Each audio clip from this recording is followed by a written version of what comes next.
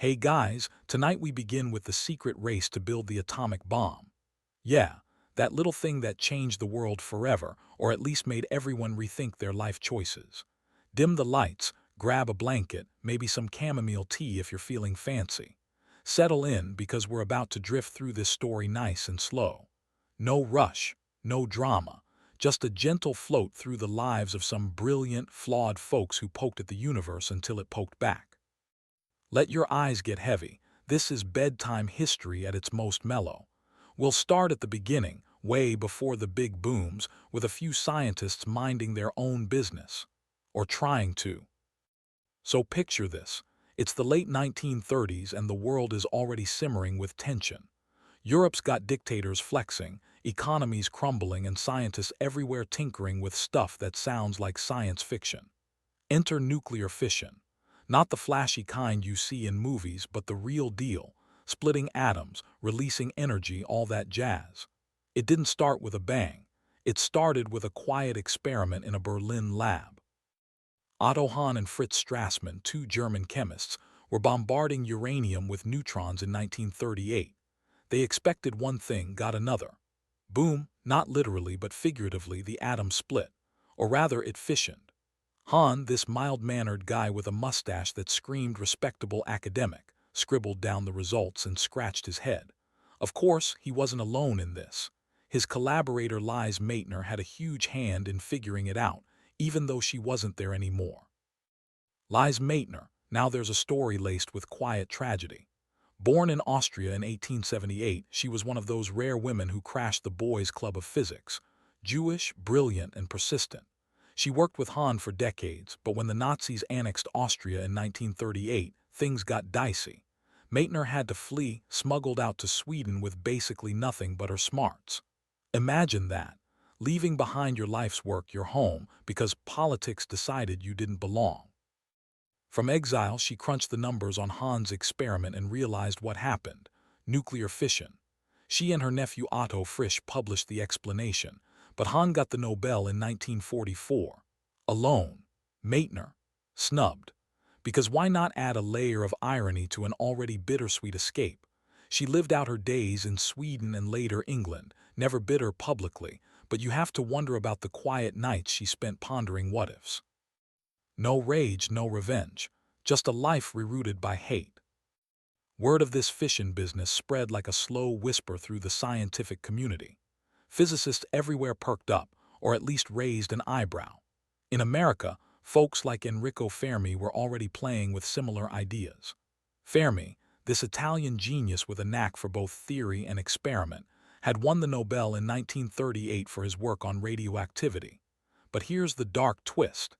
His wife, Laura, was Jewish, and Mussolini's Italy was cozying up to Hitler's racial laws. So Fermi used his Nobel trip to Stockholm as a one-way ticket out. They landed in New York in 1939, refugees with a fresh start. Fermi, ever the pragmatist, dove right into American academia at Columbia University. He built the first nuclear reactor later, but back then, he was just experimenting with chain reactions. Picture him in a lab coat, chain-smoking, because everyone did back then, muttering calculations in his thick accent. His life wasn't all glory. He battled health issues later, dying young from stomach cancer in 1954, probably from all that radiation exposure. Tragic, sure, but he approached it with the same calm logic he used on atoms. No dramatics, just facts. Meanwhile, across the pond, Niels Bohr was absorbing all this fission news like a sponge. Bohr, the Danish physicist with his booming voice and philosophical bent, had mentored half the quantum world. He escaped Nazi-occupied Denmark in 1943 via a fishing boat to Sweden, then a bomber to Britain. Hair-raising, but he made it. Before that, though, he was in on the early discussions. Bohr visited America in 1939, carrying Meitner's fission insights in his head. He shared them at a conference, and suddenly, everyone was buzzing, quietly of course. Bohr's own life was a mix of triumph and quiet sorrow. He lost a son in a boating accident in 1934 which haunted him. But he kept going, pondering complementarity and atoms, because what else do you do? Let's float over to Leo Szilard, the Hungarian-born physicist who saw the bomb coming before most. Szilard was a wanderer, fled Berlin in 1933 when Hitler rose, bounced around Europe, ended up in America. He was quirky, lived in hotels, hated owning stuff, patented ideas like the nuclear chain reaction with Fermi. But Szilard had this nagging fear about Germany getting the bomb first. He convinced Albert Einstein, yes, that Einstein, to sign a letter to President Roosevelt in 1939 warning about it. Einstein, the pacifist icon with wild hair and a violin habit, regretted it later. His life was already a tapestry of genius and exile. Fled Nazi Germany in 1933, lost family to the Holocaust indirectly through the chaos. He spent his Princeton days sailing, playing music, and advocating for peace, all while his name propelled the bomb race. Ironic, right? The guy who revolutionized physics with relativity ends up linked forever to destruction. He died in 1955 from an aortic aneurysm, peaceful in his sleep, but his letters show a man wrestling with what-ifs. That Einstein-Szilard letter, it lit a slow fuse. Roosevelt, ever the politician with his fireside chats and polio battles, formed a uranium committee in 1939. But it was sluggish bureaucracy at its finest. Enter Vannevar Bush, the engineer with a mind for organization. Bush pushed things along, turning advisory groups into action. His own life was straightforward. MIT dean, wartime science czar, but he dealt with the moral weight later, writing about technology's double edge. No scandals, just quiet efficiency. By 1941, things picked up. The British had their own tube alloys project, code name for their bomb efforts, and shared intel with the Americans. Mark Oliphant, an Aussie physicist working in Britain, flew over to nudge the Yanks. He met with Ernest Lawrence, the cyclotron inventor at Berkeley. Lawrence, this energetic Californian, had built massive particle accelerators and won a Nobel in 1939. But his personal life. Divorced once, remarried, 6 kids, busy but stable. He threw himself into isotope separation for the bomb, because why not turn your hobby into Armageddon? Then there's the German side, because it was a race after all. Werner Heisenberg, the uncertainty principle guy, led their uranium project. Heisenberg's life was a quantum mess. Stayed in Germany under Nazis, claimed he slowed the bomb effort morally, but who knows? He met Bohr in 1941 in Copenhagen, a cryptic conversation that left both uneasy. Heisenberg survived the war, but his reputation, tarnished by debates over his intentions. He dealt with family losses. His mother died in the war, and post-war internment. Quiet regrets, perhaps, in his later years lecturing on physics and philosophy. Back in America, the Manhattan Project officially kicked off in 1942 under General Leslie Groves. Groves, this burly Army engineer with a mustache and a no-nonsense vibe, had just finished the Pentagon. He picked J. Robert Oppenheimer to lead the scientific side at Los Alamos. Oppenheimer, oh boy, where to start? Born in 1904 to wealthy New York Jews, he was a sickly kid, brilliant but socially awkward. Harvard, Cambridge, Göttingen, he absorbed quantum mechanics like it was breakfast. But his personal life, a whirlwind. Depressed in his youth, attempted something dark at Cambridge, recovered-ish. Affairs, including with Jean Tatlock, a communist psychiatrist who later died by suicide in 1944, drowned in her bathtub, officially ruled suicide, but whispers of foul play lingered. Oppenheimer married Kitty Puening in 1940, a botanist with her own turbulent past, multiple marriages, communist ties. They had 2 kids, but family life was strained. Oppenheimer was distant, absorbed in work. Groves and Oppenheimer, odd couple. Groves, the military man who ate chocolate for stress. Oppenheimer, the chain-smoking poet who quoted Hindu scriptures. They built Los Alamos from scratch in the New Mexico desert, a secret city for scientists. Families moved there, kids played amid guarded fences. It was weird, picnics and physics, barbecues and bomb designs. Let's linger on some Los Alamos folks.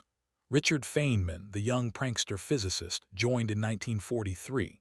Feynman, with his bongo drums and safe-cracking hobbies, lost his wife Arline to tuberculosis in 1945, right as the bomb tested.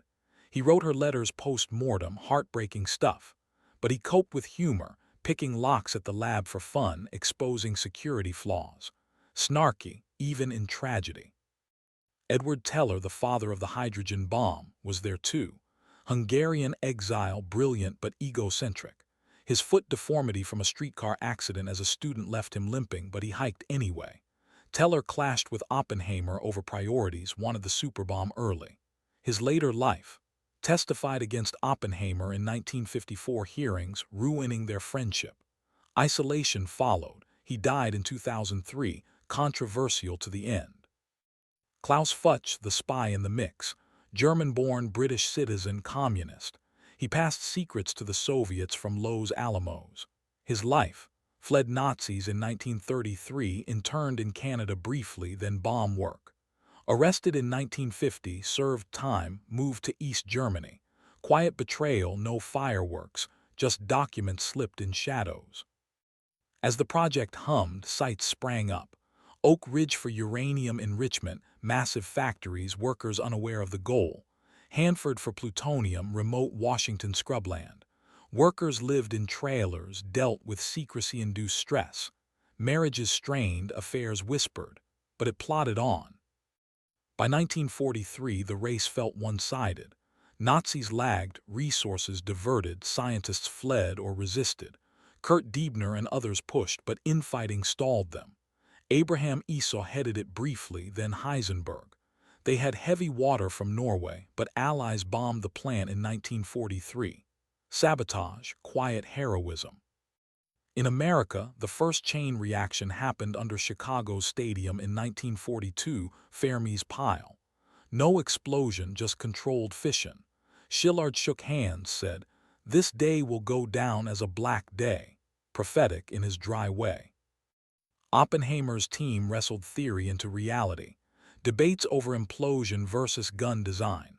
Setbacks like plutonium's quirks, but they pushed, sleep-deprived, caffeine-fueled. Let's pause here in the flow. We've covered the sparks, the early players. More to come, like the test, the drops, the aftermaths. But for now, let your mind drift. So we're still drifting along, nice and slow, over the high desert of New Mexico. Los Alamos, 1943. The place didn't even exist on most maps. You had to know the code, P.O. Box 1663, Santa Fe, or you were just another tourist wondering why the road ended at a guard shack. Groves wanted isolation, and he got it. 7,000 feet up, pine trees, thin air, and a town that popped out of nowhere like a science fair diorama built by the Army Corps of Engineers. Barracks, Quonset huts, a single movie theater that showed the same reel of Casablanca until the sprockets wore smooth. Kids rode bikes past cyclotron parts. Mothers hung diapers on lines next to classified memos flapping in the wind. Because why not mix domestic bliss with doomsday? Oppenheimer strolled the site in his pork pie hat and scuffed shoes, looking like a philosophy professor who'd wandered onto the wrong campus. He chain-smoked Chesterfields down to the filter, coughed like a busted accordion, and quoted Baudelaire to anyone who'd listen. Kitty, his wife, drank martinis at noon and gardened in the volcanic soil, tough stuff, pumice and regret.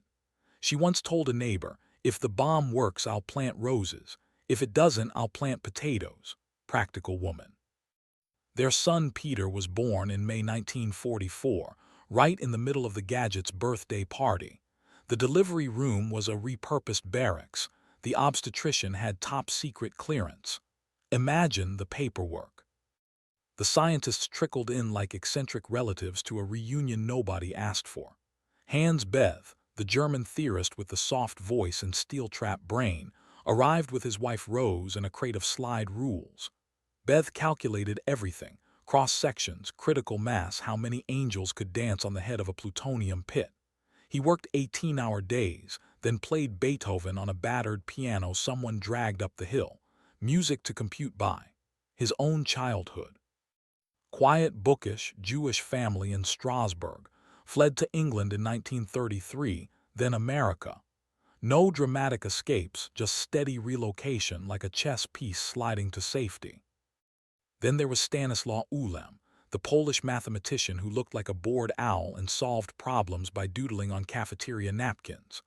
Ulem fled Warsaw in 1939, days before the bombs started falling for real.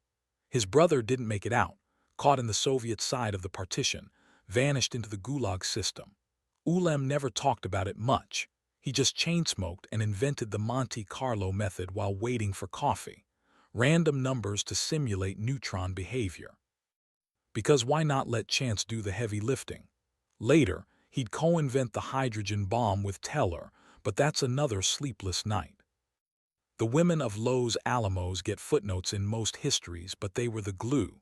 Joan Hinton, skier-turned-engineer, ran pumps for the water-cooled reactor. She fell in love with a ranch hand named Seed, married him in the post-chapel, and defected to China after the war, built dairy farms under Mao. True story. Lily Hornig typed reports. Then analyzed plutonium chemistry because the men were too busy arguing. She remembered the smell metallic, like hot pennies, and the way the lab mice glowed faintly under UV. Gentle radiation, nothing to see here. Security was a joke wrapped in red tape. Feynman picked the safes for sport, left notes that said "Guess who?" inside classified drawers. Once he cracked Groves' own safe just to prove a point. Groves fumed, doubled the guards, and quietly ordered better locks. The census taker in 1944 asked a physicist's wife her husband's occupation. She said, "He's a janitor."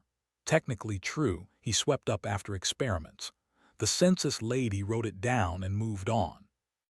Food was another quiet disaster. The cafeteria served powdered eggs that tasted like chalk and mystery meat labeled government issue. Scientists formed the Los Alamos Gourmet Society just to smuggle in spices. Emilio Seger, the Italian nobelist who discovered the antiproton, smuggled salami in his violin case. Customs at the train station never looked twice at a man carrying music. Seger's wife Elfrid cooked risotto in a dorm kitchenette while he measured decay rates. Domesticity at the edge of oblivion. By mid-1944, the project split into divisions like a corporate org chart from hell. G division for the gadget itself, implosion lenses, detonators, the works, P division for plutonium. Everyone had a letter, nobody had a clue what the others were doing unless they shared a hallway. Gossip traveled faster than neutrons. Rumor said the bomb would ignite the atmosphere. Oppenheimer asked Beth to calculate it. Beth did overnight, concluded it wouldn't. Sleep well, planet. Plutonium arrived from Hanford in lead-lined boxes the size of lunch pails. The metal was warm to the touch, denser than gold, and it ticked like a dying clock. Technicians nicknamed the first core Rufus. Nobody remembers why. They machined it in a converted stable, sparks flying under dim bulbs. One slip and you'd contaminate the mesa for 1,000 years. But the machinists were kids from Iowa who'd never seen a city bigger than Des Moines. They wore film badges that turned black if you hugged the core too long. Most badges stayed pale. Most. The implosion design was the real headache. Gun type worked for uranium, simple, like a bullet in a barrel. Plutonium pre-detonated, fizzled if you tried the same trick. So they squeezed it with explosives, symmetric as a soccer ball. 32 lenses, each a bespoke snowflake of composition. Casting them was art and science. One batch crystallized wrong and looked like cottage cheese. The chemists cried. Not metaphorically. Actual tears in lab goggles. Niels Bohr arrived in December 1943 under the alias Nicholas Baker. Groves hated the subterfuge but loved the brain. Bohr's son Oj came too, 21 and already publishing. They lived in a tiny house with a view of the Jemez Mountains. Bohr paced the floor at night, muttering about open science and closed bombs. He tried to convince Churchill and Roosevelt to share the secret with Stalin, trust through transparency. Churchill told him to stick to physics. Roosevelt smiled and changed the subject. Bohr went back to Los Alamos, defeated but still packing. The Trinity site was picked in late 1944, Jornada del Muerto, Journey of the Dead Man. Flat, empty, perfect. They built a tower 100 feet tall, just a Meccano set for giants. The gadget would hang underneath like a sinister piñata. Rehearsals used conventional explosives. The desert bloomed with orange fireballs that scared the jackrabbits. Kenneth Bainbridge, the test director, chain-smoked and worried about wind. If fallout drifted over the ranchers downwind, lawsuits would follow. Groves told him to pray for calm. Spring 1945. Germany surrendered in May. The race was over, but the momentum kept rolling. Scientists debated signing a petition against using the bomb on cities. Szilard circulated it, 70 signatures, including some heavy hitters. Oppenheimer refused. "We're not philosophers," he said, or maybe he said, "We're not politicians." Accounts differ.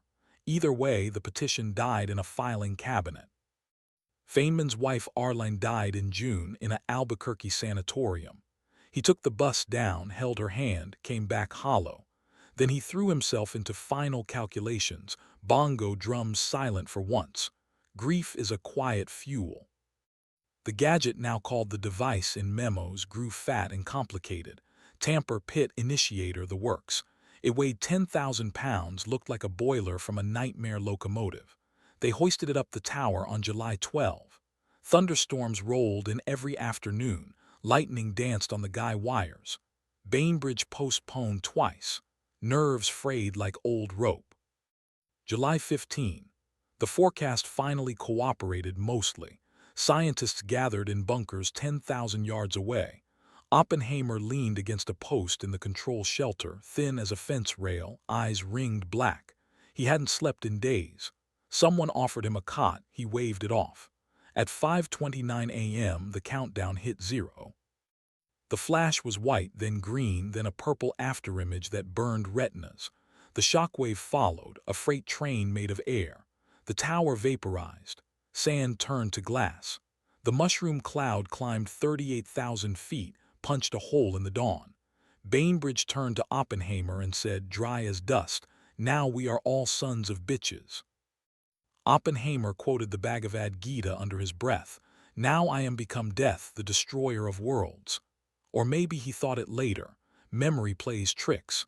Either way, the line stuck. The test worked. The yield was 21 kilotons, bigger than predicted. Groves called Washington on a scrambled line. Truman was in Potsdam negotiating with Stalin and Churchill. The cable read, "Doctor has just returned most enthusiastic and confident that the little boy is as husky as his big brother. The light in his eyes discernible from here to High Hold, and I could have heard his screams from here to my farm." Code, of course. Little boy, fat man, the bombs with nursery rhyme names. Back at Los Alamos, the party was subdued. Someone opened warm beer. Feynman beat a trash can drum in the street, half celebration, half exorcism. Wives asked husbands what it meant. Husbands stared at the mesa and said nothing. 2 weeks later, little boy fell on Hiroshima. 3 days after that, fat man on Nagasaki. The war ended. The scientists scattered, some to academia, some to conscience, some to silence. But that's the next drift. For now, let the desert wind carry you. The tower's gone, the glass is cracked, the jackrabbits came back. Close your eyes, we're only halfway through the night.